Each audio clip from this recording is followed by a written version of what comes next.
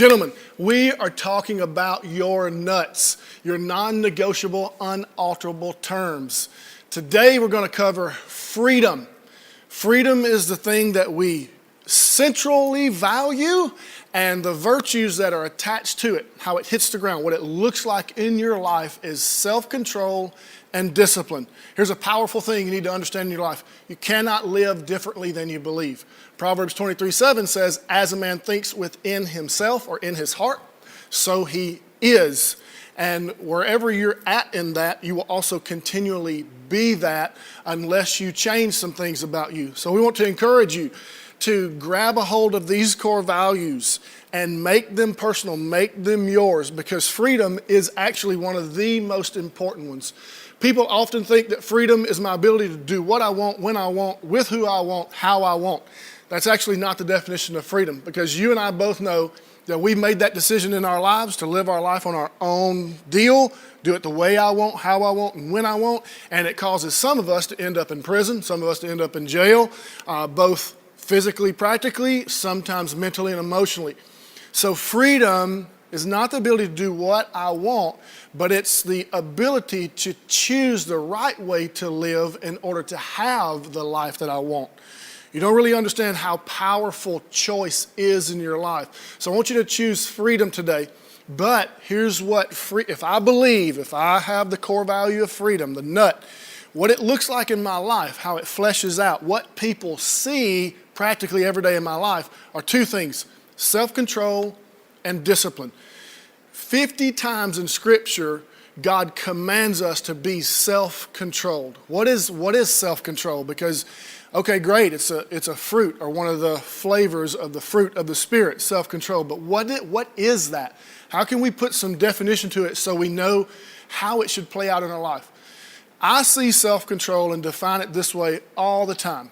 It's my ability to control my flesh and my passions that direct them in a way that helps me be as healthy as I can be. So many people think they have self-control, but when life's pressure is kind of slammed on us, we lose all control and we turn to things to alleviate that pressure. Here's what we got to understand as men of God, as adopted sons of God in Jesus. Self-control is a command. If we choose not to exhibit self-control, then what we do is we choose sin. A lot of people like to label sin and say, oh, okay, you drink a lot of alcohol to get rid of your pressure. This person smokes crack. And as humans, we love to kind of play this game where we label sin. But here's the truth, and it's very harsh. It's hard to receive, but I want you to receive it because I want you to live freedom. If you get under pressure and you choose Twinkies and a Coke, it is the same thing as the guy that chooses crack. Now, you don't think that, and I understand why, but I want to challenge you a minute. What you're doing is you're choosing an outside substance to put in your body, which happens to be sugar, to help dump dopamine and some other things so that the external pressure is internally alleviated, and what you've chosen to do is not turn to God.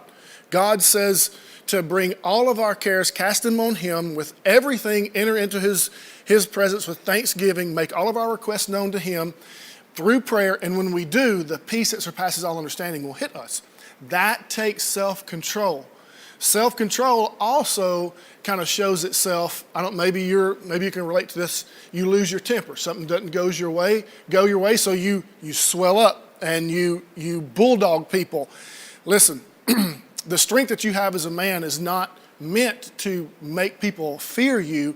It's meant to help you have self-control over your emotions so that you can lead people in the way of everlasting, the Bible would say, in the way of peace, in the way of joy. So self-control is our ability to control our flesh and our passions to push us in right and healthy decisions. So we have to understand that. That's what freedom looks like when you're living it. The second thing it looks like is discipline. This word actually is where we get the word discipline from, the word disciple. Jesus said, to be my disciples, you have to pick up your cross every single day and follow me. So here's how I find discipline. Your ability to consistently do things you hate in order to have the life that you want. What do I mean by that? Well, let's just say you really like going to the gym. or you really love running long distance. People who do that pride themselves on being super disciplined. They look at other people who maybe don't enjoy working out, don't really dig it a lot, but they really like to read books. And they look at them and go, well, you're just not disciplined. The truth is, neither are you, because you're just doing what you love to do and you're using that to gauge and judge other people. It takes no discipline for me to go to the gym because I like it. However, it takes discipline for me to step into a crowded room, engage the crowd, connect with people, talk with them because I'm a natural introvert.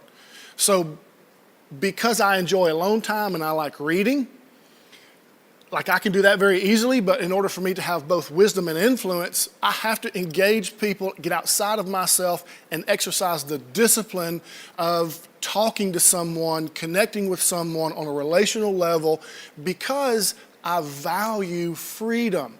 So freedom looks like in our lives, self-control and discipline. If you were to say, oh, of course I value freedom, but those aren't being fleshed out, then I would challenge you to check your thought system, to check your belief system, because you probably really don't value the nut of freedom because it's not playing out in your life very well.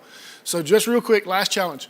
Adopt freedom as a core value, as one of your nuts. But just understand the way it looks in your life is you're going to choose to be very self-controlled. You're not going to allow your passions in your flesh to drive you to unhealthy decisions. You're also going to be disciplined. You're going to learn to do things you dislike very much in order to have the life that you want. Go and grow your nuts.